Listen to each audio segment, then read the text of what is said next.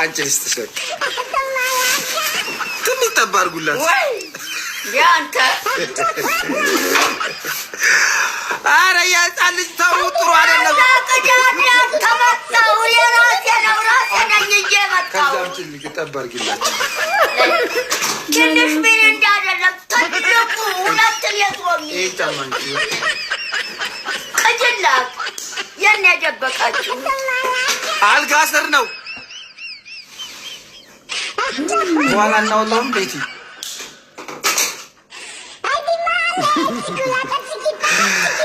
ለህፃን ልጅ አልሰጥም ይላሉ። በማዘርሶ ህፃን ነው። ለነገሩ አዎ ወደ ህፃንነት እኮ ነው የሚመጣው። በህፃንነት እንጀምራለን፣ በህፃንነት ነው የምንጨርሰው። የሚገርም እኮ ነው የሰው ልጅ ተፈጥሮ። ከዚህ ጠባ ያደረጉላትም